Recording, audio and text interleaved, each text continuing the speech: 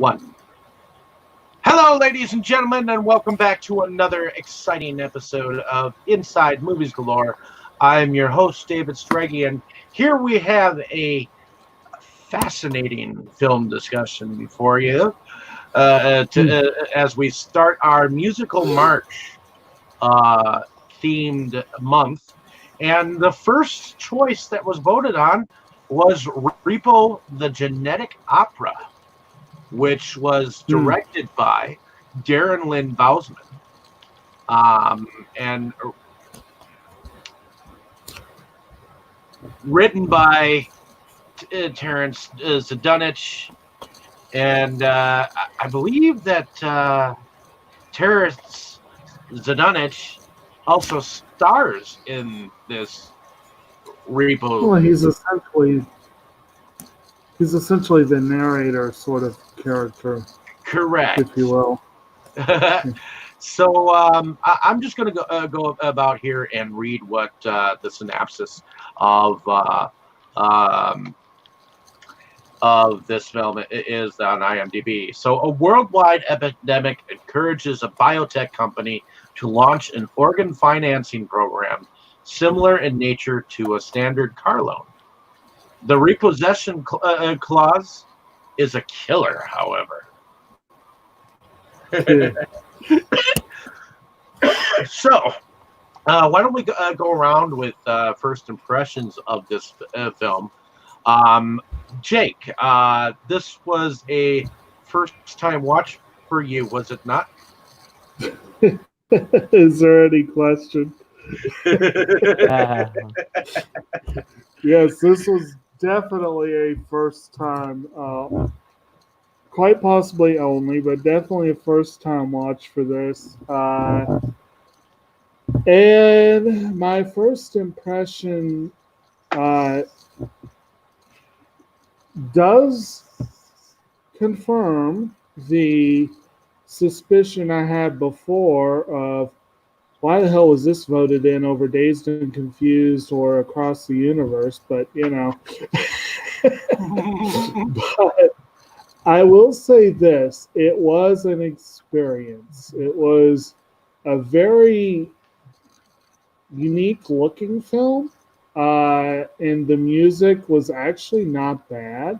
It was actually good at times. And the overall, obviously did not watch closely every scene that happened, obviously. But overall, it made for a far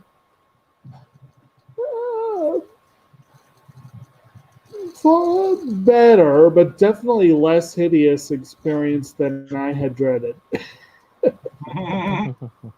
Yeah. And Brandon, was this a first time watch for you, or how was your experience with this film?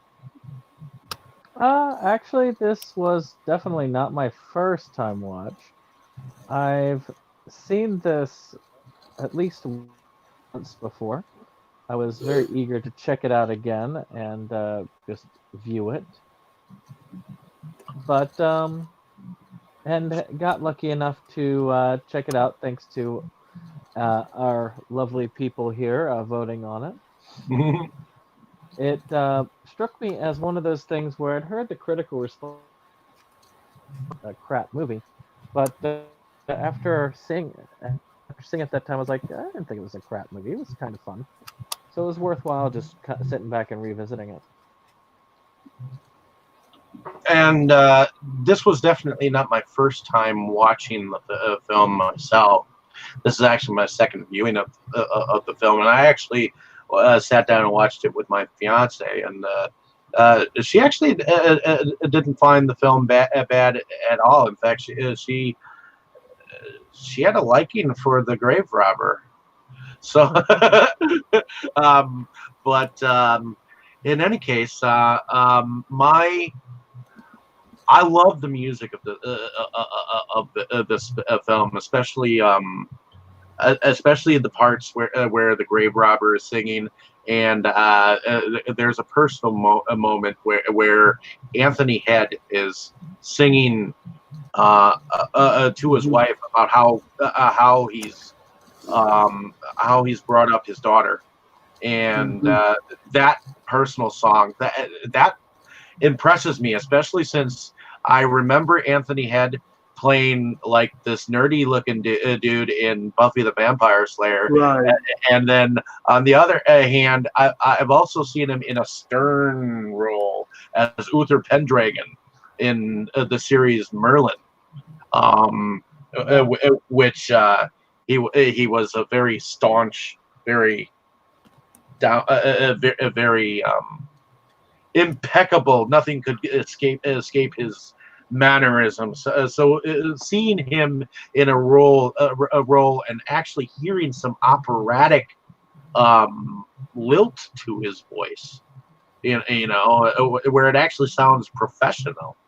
Like he could have done it on Broadway, which I'm pretty sure that they probably did while this movie was going on, because it.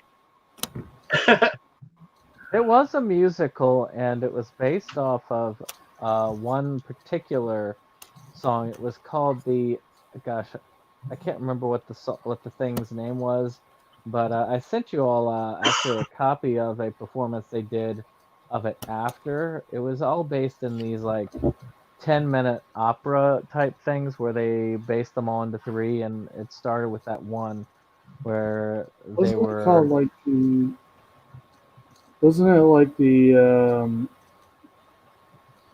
Jean Marchant's Lament or something like that? Yeah, something like that. And it was pretty interesting to watch.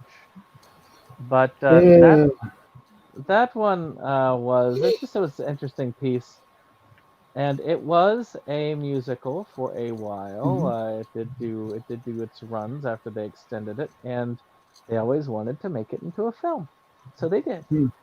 I will say that for the most part, I watched just that one video. I didn't watch all the ones you sent out. For the most part, the singing in the film was considerably better than the singing in that one recording. Some of them were quite good. I'll admit, Anthony Head was good. He did a good job with his songs. Mm-hmm. Of course, he has a lot of musical background. I never have seen the musical episode of Buffy. I need to see that one of these days. I saw it once, like once upon a time, but I need to eventually track down a copy of that whole entire series, because for some reason I liked Anthony Head in that character role as Giles. And then again, I'm sure most people, there's probably few singers better suited to of any sort than Sarah Brightman. She was involved with this film, but her a lot too, sadly. But I'm trying to look up one specific thing that I was sure about, but you know how it is. You're sure about it until the moment, and then you're not so sure about it. Oh yeah, I had heard about this. Apparently, Anthony Head had a role on Rocky Horror Show Live. Yeah. Oh, but that was interesting. Yeah. I was also surprised that one didn't get many votes at all. I was surprised that one. All right. And then I'm looking for one specific movie to make sure I'm remembering things correctly.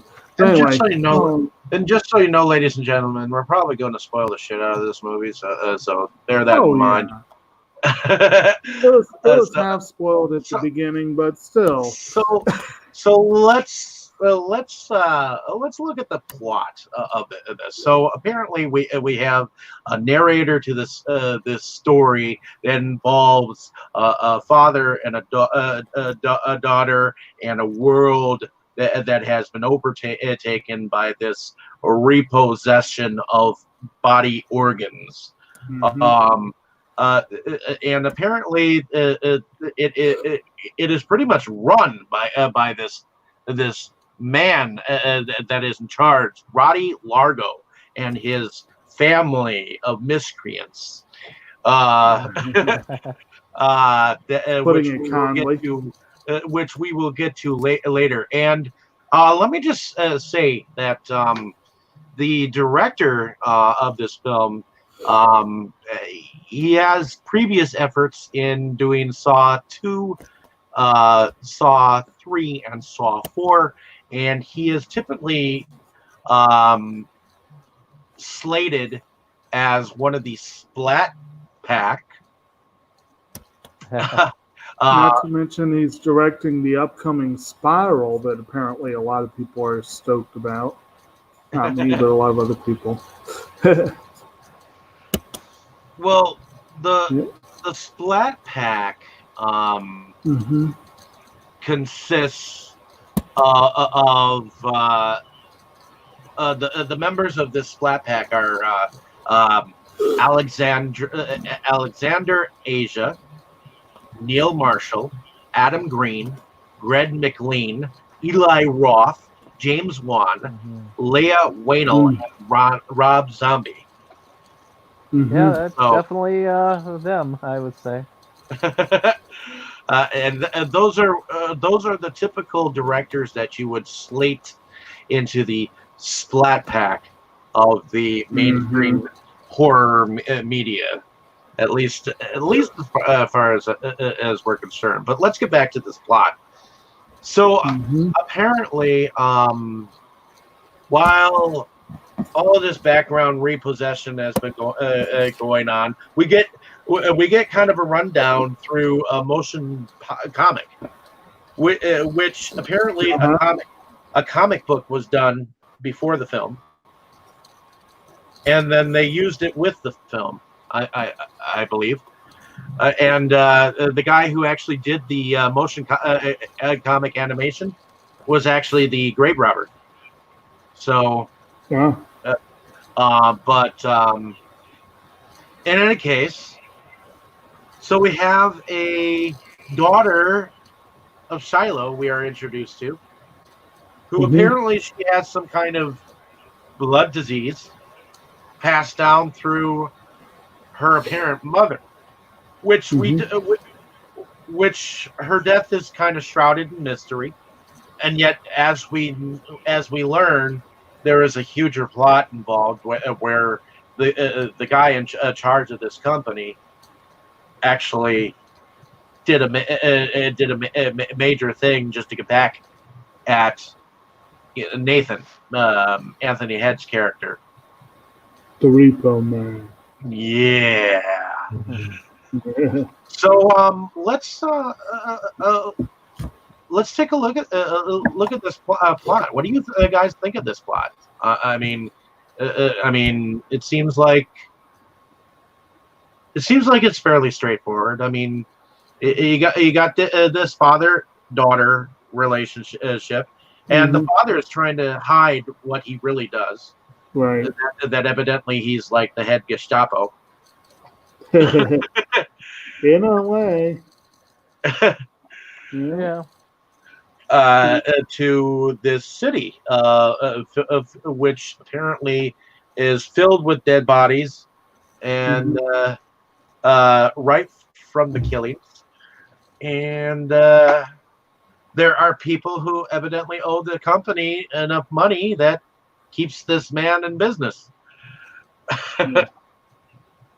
Now, I mean, I will say one thing. I actually appreciated the film's. You could almost say there's a little bit of commentary there because these people came into debt partly. Well, you didn't really mention, I don't think, the fact that the simple, basic bit of the premise that the people's organs are just failing right, left, and in the middle. Yeah. And so this company rose up, and then it just kept rising because the people who could afford it decided, well, if we're going to go ahead and get a better heart, why not go ahead and upgrade while I'm at it?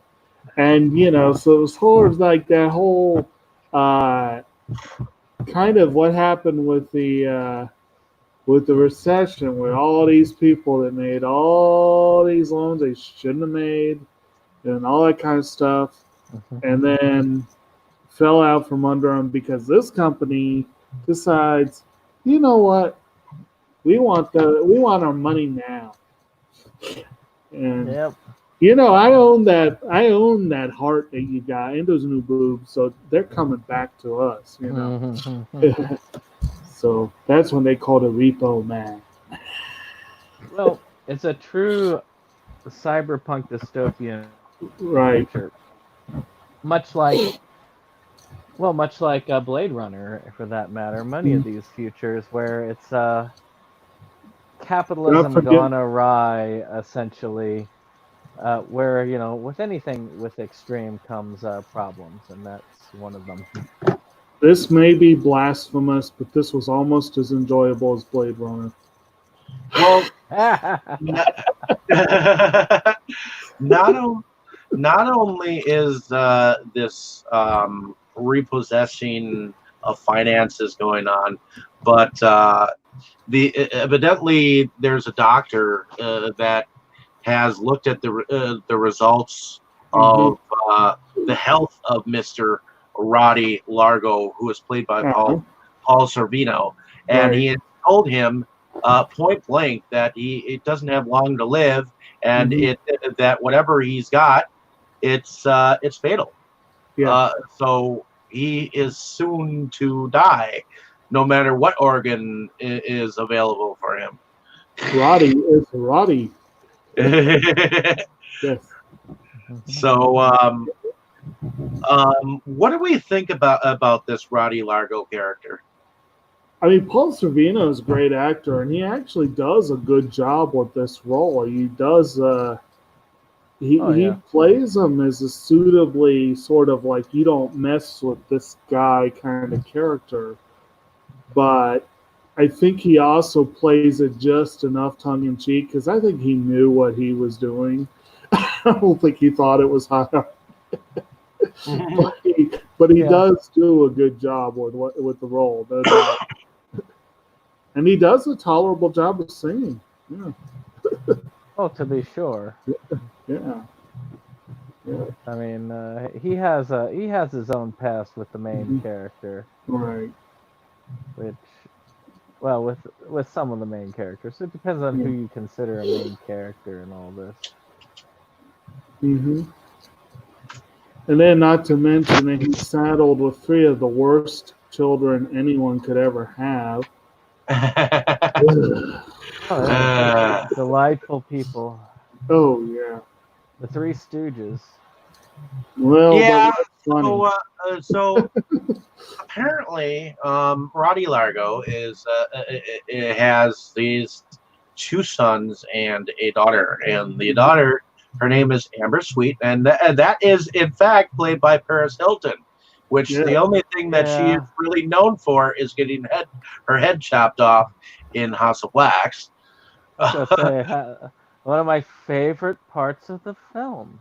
And then, of course, we've got a Rob Zombie regular playing Luigi Largo, played by Bill Moseley, which he's got relatively short hair here. So, and he's quite a whiny little bitch. But and then we got Javi Largo, who seems to be kind of a sleazy Texas Chainsaw Massacre wearing kind of wearer of faces. That evidently his nickname is Ogre. So in a sense, he's kind of like actually, I think it's the stage name of the musician that plays him is Ogre, apparently. But he is kind of an ogreish character. Yeah. Sorry, whenever I hear about Ogre, I keep hearing nerds. Well, and all 3 children have heard, evidently, the news of their father and his health. So they're all arguing over who gets what with whom in the end Mhm. when their father dies. Mhm. Not only that, apparently, we have Blind Mag, Mhm. who is an operatic star, Yeah. who evidently had gotten her eyes from the Repo company. But Mhm. Not a hello. bright idea. Do what now? Oh, we live. So Oh, we do have more. what was your first impression of this film, Dustin? Oh, well, so I first heard about this movie around when it came out. I was a pretty different person back then. So this came out in I think my second year of undergrad. And a lot of people that I sort of was yet wasn't really friends with, like, were really into it. It was like a huge cult thing at my undergrad school at the time. And so I kind of avoided it for a while because I sort of didn't like a lot of those people. So I just kind of assumed it sucked, for lack of a better way to phrase it. And as I kind of, got better throughout the course of undergrad, turned out that turned out to be like my primary friend group. And so I had somebody, show me like, hey, just try it. And I didn't love it, but I thought it was okay. And watching it again now, roughly the same opinion. Like a lot of the stuff is in this is pretty cool. So it's got like good gore, like the songs are cool. There's just something I can't quite put my finger on that keeps me from like totally loving it. You know what I mean? Like some of the songs don't seem like as memorable. Right. So Oh, yeah. I mean, I'd give it a good review. I can see why people wouldn't like it. I think Okay. a little bit more readily than most. Okay. So. Well, we were right before you got on. We were starting to talk about what we thought about the character of Roddy Largo and his miscreant 3 children. So Yes, Leatherface, Bill Moseley, and the third one. I was just saying like a Texas Chainsaw kind of a character, except he was a little bit more sleaze on the cheese. Yeah, so you And the had ugly one. Leatherface. Okay, so if we're going to assign other characters, Bill Moseley's character, he could be like, you could think of him as, what was Ben Stiller in Mystery Men? Was it Mr. Furious or whatever it was? Oh, like- Mystery Men. But more of a jerk. And then basically, Paris Hilton basically plays a surgery addict. So Yeah, That was probably Paris Hilton. herself. that was Paris Hilton. Yeah. Well, goddamn. I thought and I was telling Brandon, I thought the only role that she was mostly known for was getting her head cut off in House of Wax. So, but what did you think about all the family? They were weird. Yeah. Explain weird. Well, they were just they almost felt kind of like archetypes, but like slightly twisted. Like they gave off a real like American Psycho kind of vibe. Maybe more so the guy with the face. Like, Oh yeah. it was like if Leatherface was born like in a high rise, you know. So this is a difficult movie to summarize because so much of it is just completely its own thing, and it's like something you can't quite describe. It's One It's like if comparison. you took the character from V for Vendetta and mixed it with Texas Chainsaw. Oh, geez. That would be that Javi mask was- Largo character. Are you talking about V? Yeah, V. I give V credit for a whole lot more intelligence than all three of these put together. Right. That's not really hard. I would kind of say, actually, we were talking earlier about Paul Sorvino.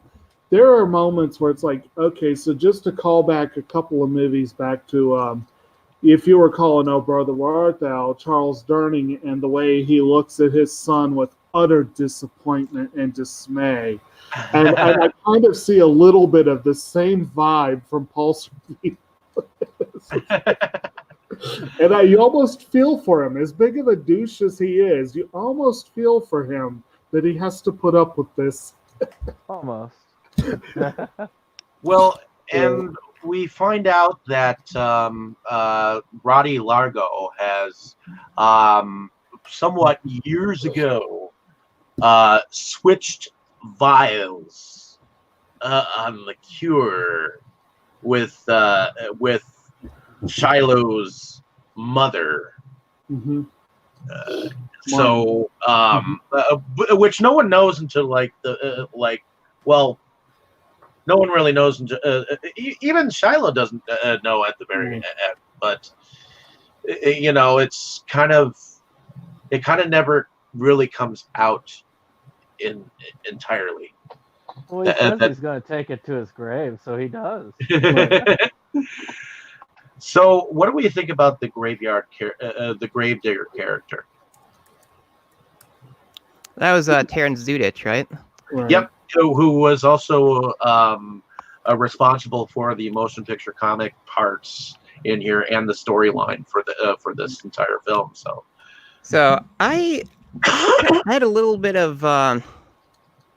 Well, okay, so he was behind The Devil's Carnival, which came out a few years after this, and I love Devil's Carnival.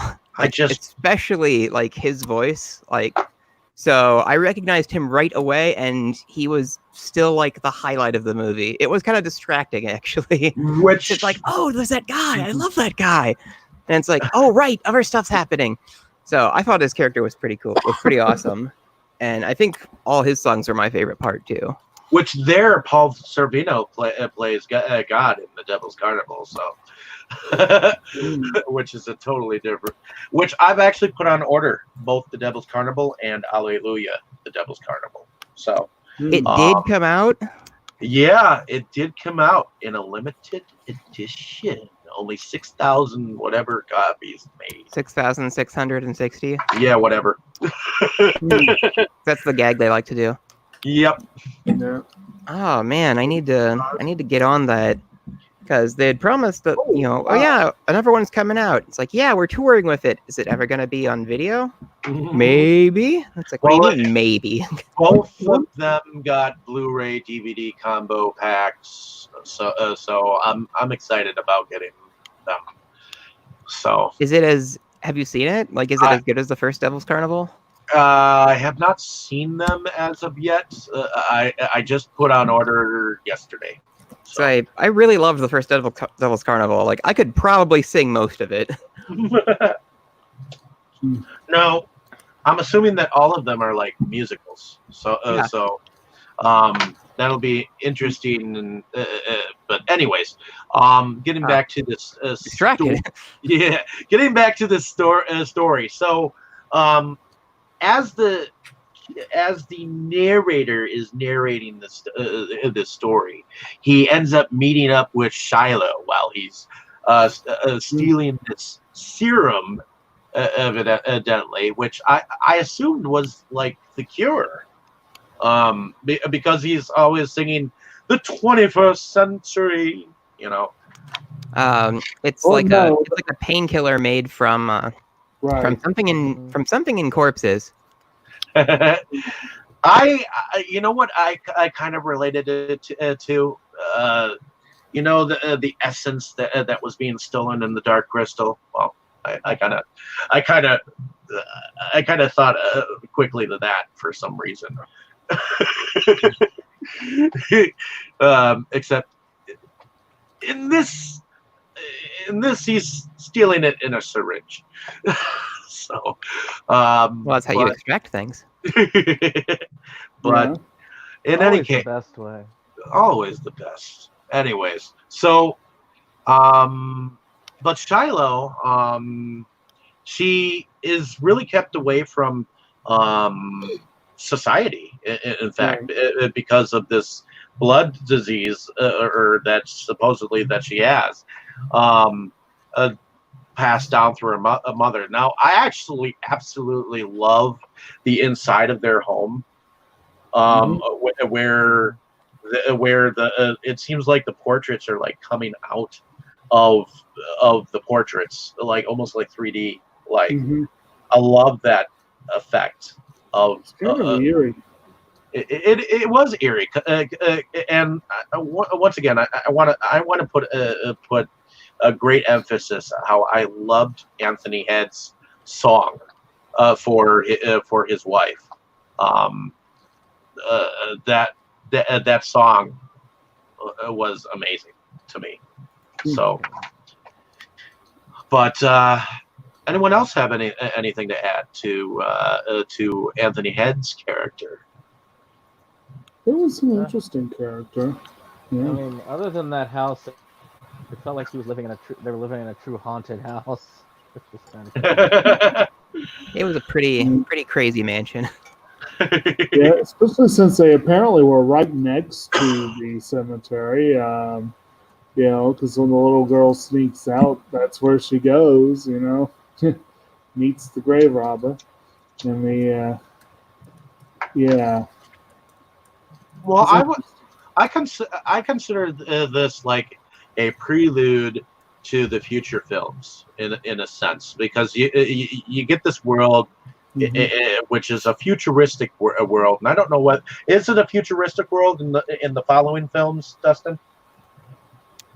There were more of these? Well, there was the Devil's Carnival, which was after this. Oh, well, Devil's Carnival's not part of this continuity. No, but it was definitely directed by the same person. So right.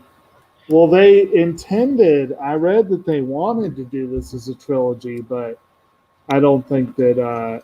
It's more of a cult thing. I hear it underperformed badly. That's putting it mildly. I remember reading the reviews when this came out, and they. Oh yeah, this one did very badly. Which is surprising, because at any time I talk with someone about this movie, they're just like raving about it. So that's why it was like a sleeper. It was like a sleeper cult following. Well, yeah, I watched it because of the reviews. Because to me, if people tell me this is a terrible movie, don't watch it, I automatically go, oh yeah. Well, you haven't watched Cats yet. I'm not paying money for that. So what do we think about the genetic opera itself in the whole mix? Because evidently it's like this evidently the only thing the town puts on that's like anything worthwhile. It seems like there's like some kind of festival that goes on, some red carpeting going on, like it's the Oscars. What do you think about that whole whole part of the film? Well, it's obviously the placation of the masses, the opera itself. It's that thing for the common people and the wealthy. Sort of like how Shakespearean dramas and such were done when you have them in like large groups, which is kind of cool in of itself. I mean, you could see the masses gathered, you could see the different classes there, which was just kind of cool to see. Okay. What did anyone think about the locations that they used and the computer graphics that they used for the city itself? Dustin, what do you think about what the effects for the city and the banners and stuff? Yeah. I don't want to be really mean and say it looked very fake, but I could tell it. You could tell it was CG. Like it kind of took me out of it a little bit, like at first sight. Okay. I'm actually glad it did. I was pleased by that look because it made it more. It gave Maybe it a few more more of a comic booky. I can yeah, see more that. comic booky. Yeah, kind of like a little bit of a Sin City vibe, but not even quite as stylish as that. You know? Well, I mean, it's a pretty it's some pretty crazy world building to start with. Right. So I think it just kind of contributes to the surreality of the whole thing. But it just kind of jarred me the first time I saw it, and then the next few times it was like, oh yeah, okay. But I mean, this is a 2008 movie, so Was technology any has I was gonna say come a ways. it's dated. was anyone else getting kind of a Dr. Jekyll, Mr. Hyde kind of a feeling from the Repo man, otherwise known as Nathan Anthony Head? Oh, it's his alter ego. Not really. Not really. Like he was more of a. It was more like, I'm doing this because I have to. Although he did seem to really have a lot of fun with it, didn't he? Yeah, he did. He did. Yeah. I know, very mixed emotions there. To me, that's why I felt like it was a Jekyll and Hyde kind of thing, because even though he kept on claiming to his daughter that well, not to his daughter, but she didn't really know that he was the Repo Man, not until the very end. But he kept on saying that he was only doing it because he was told to do it and because he was being made to do it. Yeah. And yet, when he got his victims into his chair and like ripped their guts out, he was definitely enjoying it. So,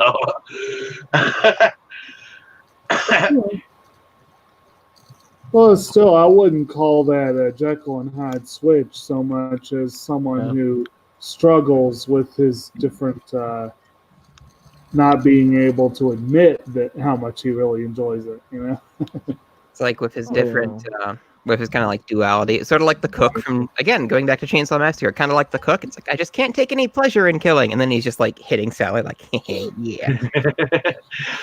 What do we think about the blind Mag character? she was interesting. She's a tragic individual, Right. in a sense. I mean, she had her friend, and everything seemed fine up until the whole friend decided to date the other person, and then everything just went awry. But she's really just a victim of circumstance, person who traded her soul, essentially. I mean, that was what she did, is essentially trade her soul for the ability to see. And in a sense, she became a martyr. In a sense, but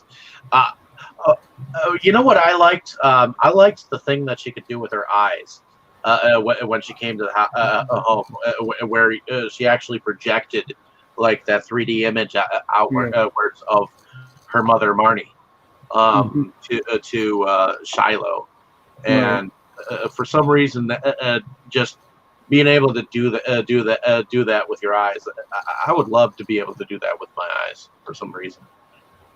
Or at the very least, images.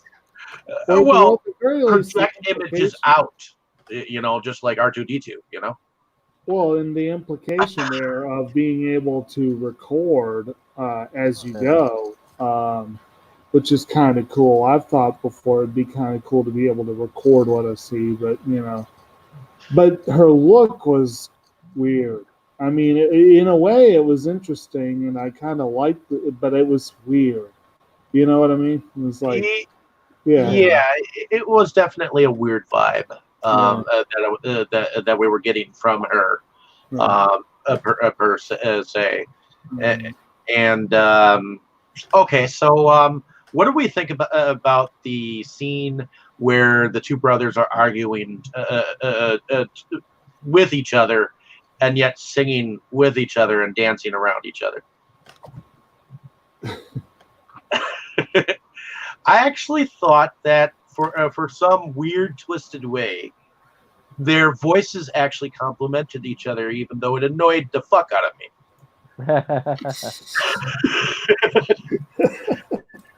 I don't know. I don't remember that scene well enough. I remember several scenes of them fighting, but that's really Well, That's they all I remember. Yeah. they were arguing and singing at the same time, and he was Right. singing about if he can't find a hole, he'll create one, and and Yeah. fuck it or something like that. And then Oh yeah, that's probably Yeah, why that's his. I was like, that was too coarse, and Yeah, it they just showed were. what a prick he was. Well, all of them were just. All of them were. I mean, that entire thing was just a presentation about how twisted their personalities were. Uh-huh. It wasn't to be taken anything more than look at the Three Stooges and look at what it. He may be a terrible person, but good God, his children are much worse by far Mhm. than anything he could ever do, which is kind of Mhm. sad because it's true. Mhm. But he kind okay, of deserved that at the end because he just kept with it, and instead of for love, he did that for whatever reason. He went with the young bride that he did take. And so I'll go ahead and mention as well, talking about those three again very quickly. Among the very few awards this film was up for were two Razzie Awards, both directed at Paris Hilton. Of And course, Well, I she's mean, the favorite. it's a yeah, weird movie. It doesn't. I don't think anybody deserves a Razzie. You know? she's kind of an easy target. But the Oh, God, thing yeah. is, if you think about it, she pretty well played the role she was supposed to play. I mean, I don't I think think she she did was well. bad at all for what she was trying to do. well, her biggest time on screen was when that grave robber was actually singing about the power behind the drug that he was giving, and she kept begging him for the syringe. Yeah. And she So didn't even sing. It wasn't even her voice. He was basically giving a tutorial to Shiloh about the whole thing, that the drug and the well, like I said, she was Amber was a surgery addict, and she was an addict to the drug because it made the surgery easier. So that was she also the same person that we saw in somewhat of the end where her face was just mutilated beyond belief? pretty much. Yeah. Okay. I mean, they had the botched surgery, which didn't help at the surgery scene, where the guy's like, yeah, you need to stop doing these surgeries, and then he sees, oh my God, I'm gonna have my private surgeon see you right away. Hmm. But, I don't know how anyone could have a personal high on getting plastic surgery done over and over and over again. Everyone's got their own it's a kick. freaking reality. It's a reality. There are real people who do that. They get their kicks from that sort of surgery, and Uh-huh. it's kind of freaky, but it Yeah. is how it is, and I can understand where they talk about that. You can see it in like Nip and Tuck and some of those other type of shows. The more disturbing edge of those Discovery and Science channels. But I mean, it is. These people. It really does show the ugliness of reality. Not all this stuff is based on reality in some sense or another. These people are not just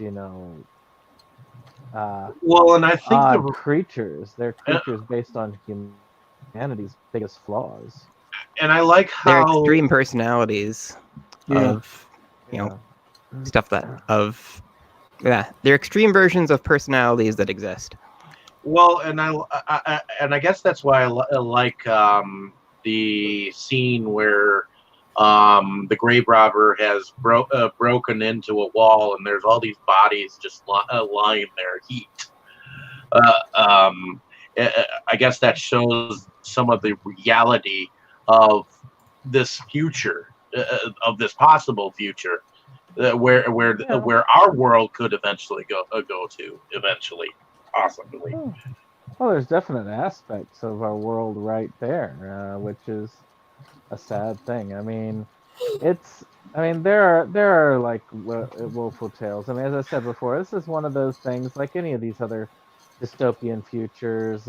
Some of them are like if government goes awry. This one's if capitalism goes awry, which it can. I mean, that's extreme capitalism where basically the companies own you and can do whatever. The son of the owner of the company can knife you and have zero repercussion for it. That's pretty severe stuff right there.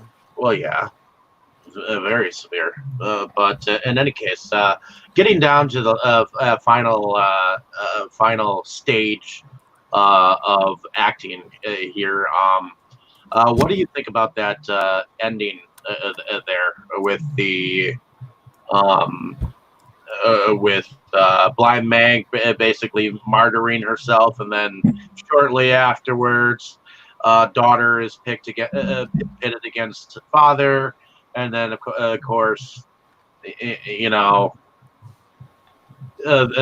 Roddy Largo ends up trying to force her to kill her father, right up until he ends up falling over dead. So yeah, right. Oh, nothing wrong with a little killing now and then. Well, of course, he gets impatient, grabs the gun, and shoots him. Shoots him himself. But that was an interesting scene. Interesting little some nice emotional singing and whatnot from Shallow. Kind of. Yeah. Oh shit. Where evidently she's able to forgive him in the very end, which I guess brings it to a kind of close. I don't know. What do you think, Dustin? What do you think about that ending there? So this is a movie where I kind of had trouble figuring out what was happening, and this has happened each time I've seen it. So I thought the ending was I thought the whole ending, like at the actual opera, I thought it was a pretty good way to end this bizarre story that kind of wraps everything up. And I think it was the part that made the most sense, at least. Which maybe sounds kind of nondescript. But I mean, I enjoyed how it ended. Like I think that might have been my favorite scene. Because it's like, okay, people are laying out what we were supposed to have figured out in earlier scenes. Right. Like, okay, the whole poisoning thing is out in the open now. What's gonna happen? Okay, hey, he died from the stress. Haha, jerk. And then she just walks away. She just like, screw you guys. I'm going nope. She walks away from everything because she was going to be given all of it as his his final way of saying, I'm kind of sorry, but not sorry about killing you all. I thought it was kind of fitting that Leatherface ended up being like the leader, I guess. Because Amber Sweet evidently was taking over as. But then it said something about that Pobby ended up killing her and wearing her face. So I must have missed that part. No, he didn't end up killing her. It was he probably just took her what face. It was is she decided she was going to auction off her face. There we go. To make the one that fell off. And the one brother with the anger problem ended up killing off the highest bidders. And then of course the only bidder left alive was the one brother that wore the faces, and then he decided he would just wear hers proudly. Right. which is funny if you think about it. Yeah. Kind of A little messed bit. up, but It's a It's brother's love. it's all about the face, you know. Anyway, I think my favorite part of that was when he was like, if you shoot your father, I'll leave everything to you. And like the asshole kids just kind of stop for a minute, like being insane, and they're like, wait, what? Like, there's like a moment of clarity. Hey, you can't do that. right. So I was laughing pretty hard at that. Yeah, he was gonna screw them over like all along, and he knew it. Because he knew she was the confident one, so and the daughter of the person he actually loved, which also helped. Mm-hmm. Oh yeah. So I think at this point we can go to the special effects. What did we think about the special effects of the film? Were they? Oh, they were. Aside from some of the CGI, they were great. Those had really nice, like, practical blood and guts. Like, They must have the most incredibly strong organs ever. The way that they decide to repo them and reharvest them and throw them around. they are not gentle. Well, that's just slightly. in this world, it would appear that everyone has at least had everyone else's heart or lung or kidney at any given point in time. Oh yeah, has anybody called out the severely grim dystopia that this actually is? Like, Yeah, I know. like watching it now that I'm a lot more, I'm a lot more informed. Let's just say it's kind of like, good lord, this is an unsustainable system. Well, like I say, it's the capitalism run amok to the point of its self-destruction. Yeah, But any self system taken a long enough time will run to its own demise. It's one of the worst dystopias, I think, in any movie. Oh yeah, I mean all the dead bodies and. Well, I would hope that the rest of the world looks better. Just to think that in the future all organs will fail this way, and then just some unreluctant company just decides to give us a payment plan so that we can actually afford some of these organs. Of course, when we can't commit to paying some of these, extravagant prices, that's when they nip you in the bud and be like, we're sending the repo man after you. It's like, well, you know how we can avoid that. Really, not going to say it, but you know how. I actually really love the costume design in this film. And the Repo Man himself, I mean, the costume design was just really cool. I mean, he couldn't see out of the costume in reality, but we don't know that as an audience. It's just the light up face mask with the eyes there. He just comes across as this intimidating figure. Well, and in general, just the character design. It really is a monster movie. In a sense, it somewhat reminds me of like some of the medieval knight suits of armor that we might have seen at one point in time, except with a little bit of a modern twist. You know what I mean? Yeah, possibly. At least in the helmet wise. And along the lines of it was along the lines of what you're. Sorry, go ahead. No, I was just agreeing with Dave that it had kind of its own look. Like, it's because repossessing organs from people, you'd get a lot of resistance, which I thought was kind of weird, because most of the time it's like, I'm here for your organs, and people are like, ah, and they wouldn't try to like fight him off. So it makes sense that you'd have to wear something a little bit tougher to prevent you from like knives or whatever people might have on them to defend themselves. It was a futuristic hazmat suit. That's what it was. Right.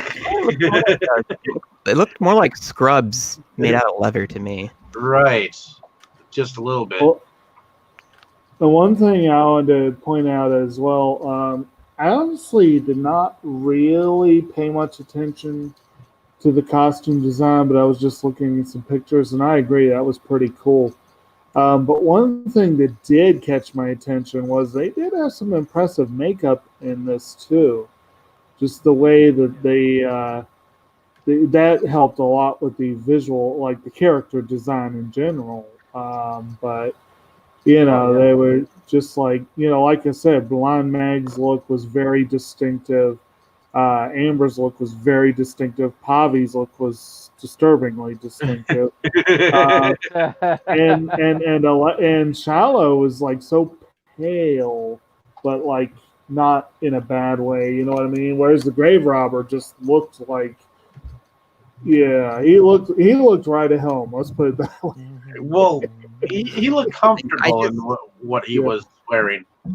Well, his face is so unique that I just kept, because in The Devil's Carnival he plays the devil, and I just kept looking at his face like, why isn't he red? Right, not in that costume right now. In Devil's Carnival, they literally just like paint him red and like glued horns to his forehead, and so it was very distracting because he's a very unique looking guy. Like even without like the paleness, it's just like, oh. All right. Well, I am definitely looking forward to watching that once it comes. It's so good. Like it'll blow your mind. So I can give you the soundtrack too if it doesn't come with it. Oh yeah. I'll let you know if it doesn't. But in any case, how about favorite scenes, or have we gone through some of them already? Oh, we need to talk about the music itself too. Yeah, the music is the main thing here. So it seems like there are. I don't know the names of the songs. There's too many of them. The 21st Century. What I think was the name of the one where he was going around. Where the narrator kind of lays it out. Yeah, where he lays it out and saying that it's the cure. Yeah, I loved all the stuff that he sang. I think just because I'm so used to like his singing style from Devil's Carnival, so it was a little bit easier to remember more of that. So a lot of this movie felt kind of experimental. With the way that they like framed or like tried to present like the different songs, like the one in the alley, when already forgotten her name, Paris Hilton, when she comes to get to buy drugs from Terrence Zudick, and that was more about the future. That was a great song. That was more about the future of surgery and the commerce behind it, I think. In a sense, because he kept saying something about surgical stuff in that song. Well, yeah, and this is a good example of what I was talking about when I said there was too many songs. I'm looking here on IMDb, and they list two right together that are listed as performed by Terrence Dunnick, Alexa Panavega, and Paris Hilton. And they're called Grave Robber and Shallow Escape, Zydrate Anatomy. I think Zydrate Anatomy might have been the one, Dustin, you were talking about. But I think there was another one in that scene too. But the thing is, like, the song, almost everything was sung. So there were all songs. A lot of them were probably no more than a few lines, and they're technically a song.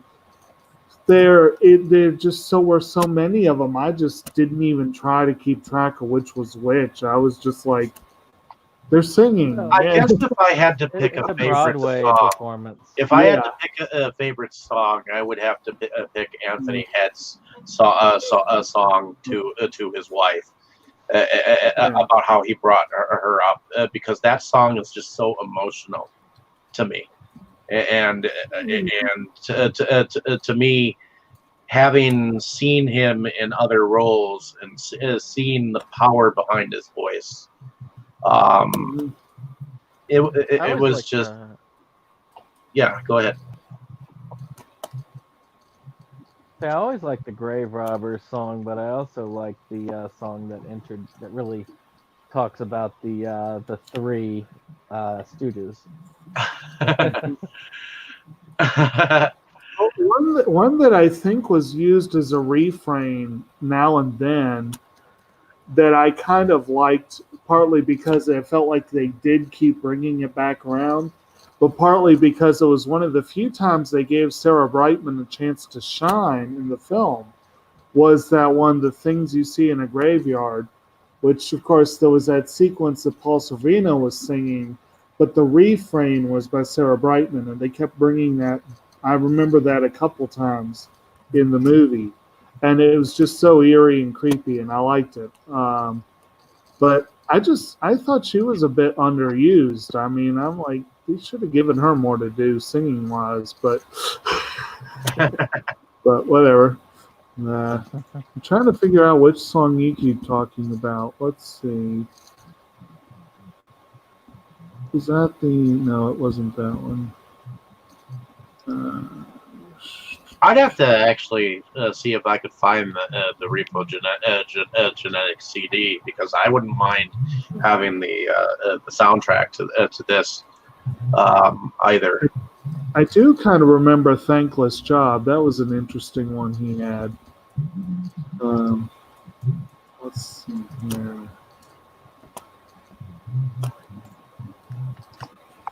But in any case, let's talk about favorite scenes, if we can. Okay. Well, there were definitely a number of scenes that were good. Huh, specific. Yeah, very much. Please, Very much so. explain yourself. Well, I think, like I said earlier, my favorite scene is the encounter with Grave Robber in the alley.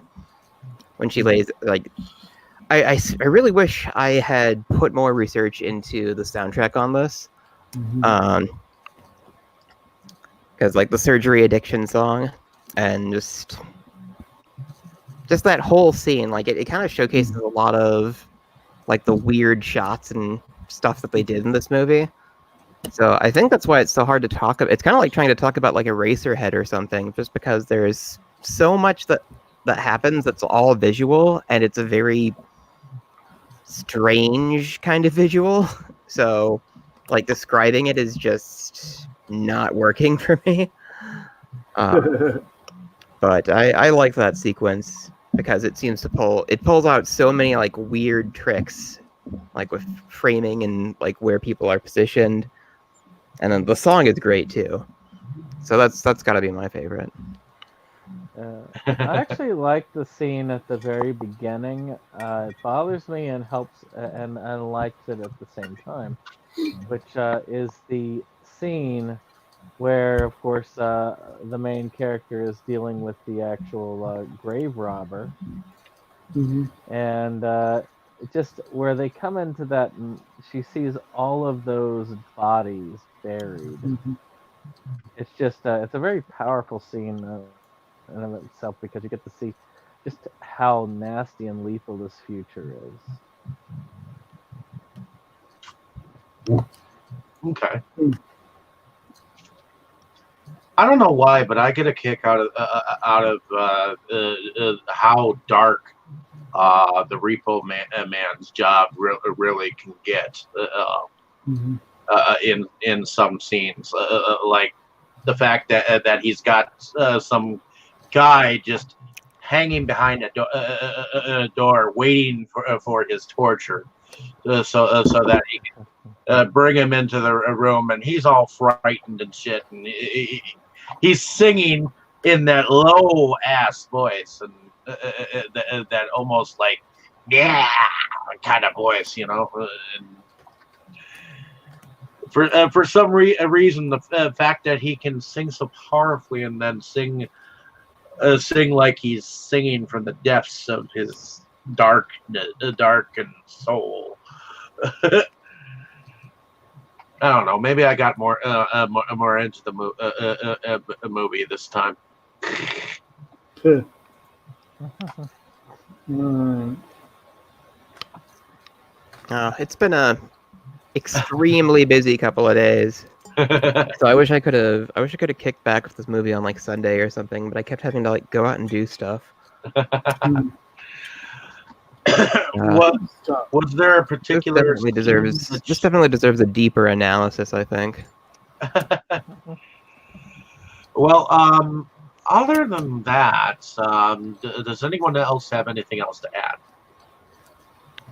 If you like musicals and you're also kind of a, how do we put this, gothic weirdo, you will love this movie like nothing else you've ever encountered. Yeah. Well, I definitely recommend this movie for one time watch, if anything, because of the music behind it. It may not be as memorable as some musicals like Rocky Horror Picture Show, but it definitely has some amusing moments and some likable music. Right. So, definitely check it out, ladies and gentlemen. And it's got Bill Moseley just being crazy in every scene he's on. It's like, give me my coffee. Is this piss? Stab. Yeah, you can just kill your assistants, I guess, in this future. I have to admit, just the weirdness factor of having a world famous, world class opera star in two very talented workaholic actors from a wide range of films, a whole bunch of horror stars, and Paris freaking Hilton together in the same cast. Just the weirdness factor alone is kind of like, that's interesting. Very oddball indeed. Yeah. It's worth at least checking out for sure. So, in any case, I think on that note we shall end this discussion, and we'll start with. How about you, Dustin? Tell us who you are and where you're from. Oh, well, I'm a horror collector living here in Milwaukee, so every week I go out and find pretty cool stuff. So you can check out my YouTube channel, The Crypt of Horrors, where I've started uploading again after a very difficult and tumultuous. I also have an Instagram for my collection. I'm becoming a little bit more active there. I'm also The Crypt of Horrors there. And I recently joined Slasher, the social media app for horror fans.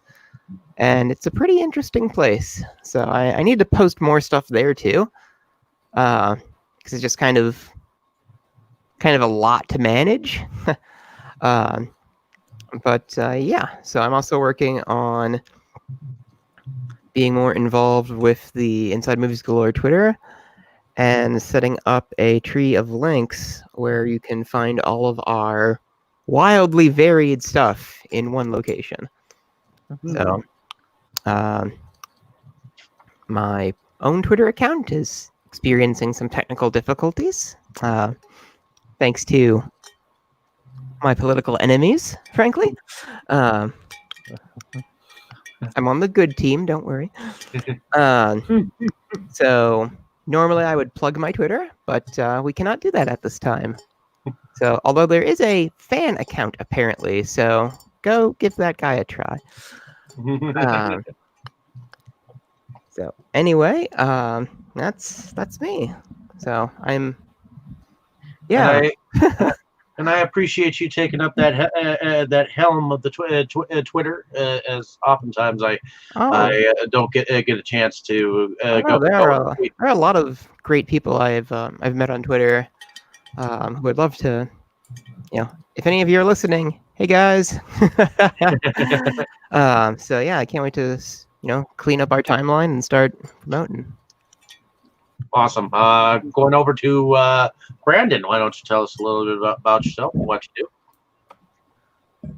Well, of course, I'm Septum Sen of Septum Sen versus the World. I do a lot of work when it comes to physical media, as far as the collection of physical media, and bringing us to the attention of the importance of physical media. With so many avenues factoring it out, it's important to bring attention to it these days.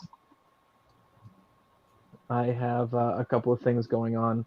Of course, I've just recently uploaded all of the new Anhedonia project episodes. So I've got another 4 that are going to be released with each Thursday, of course.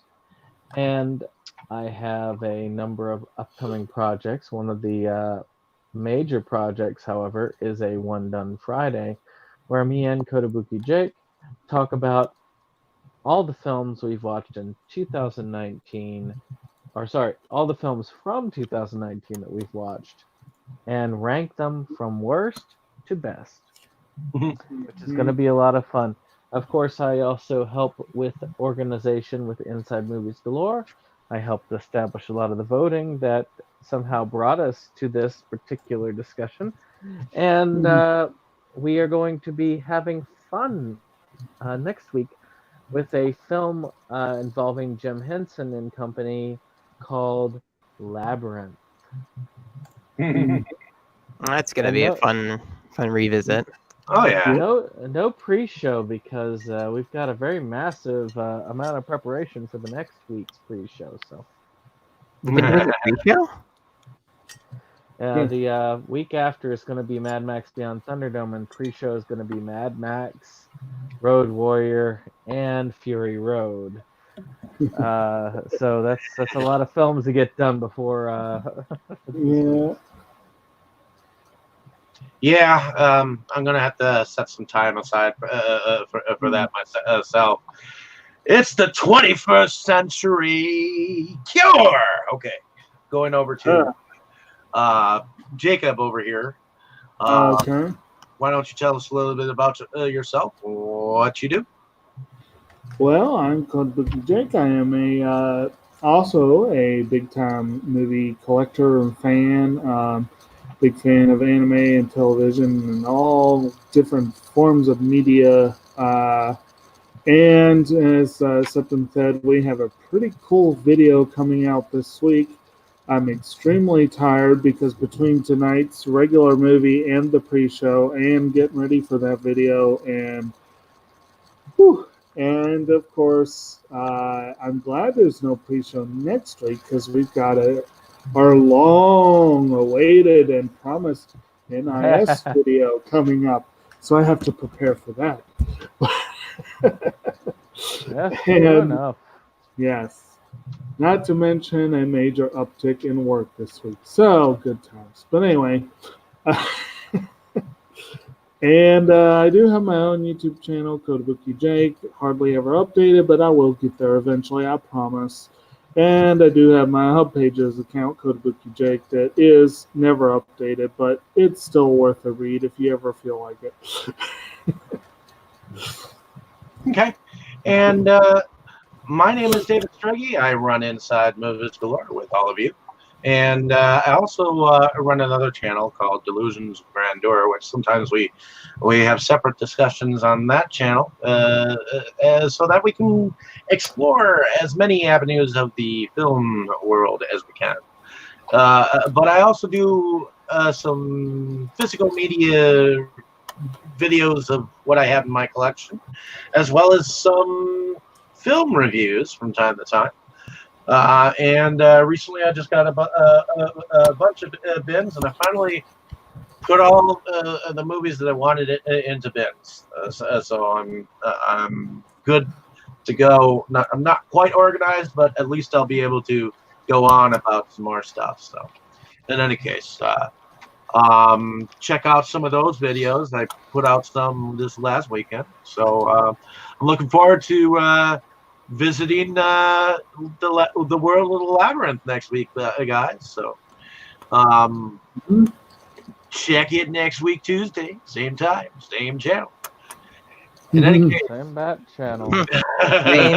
same level of drunkenness. What is this? Jägermeister. Okay. Have a good evening wherever you are, morning, more nights. I'm I kidding. bet you would too. All right.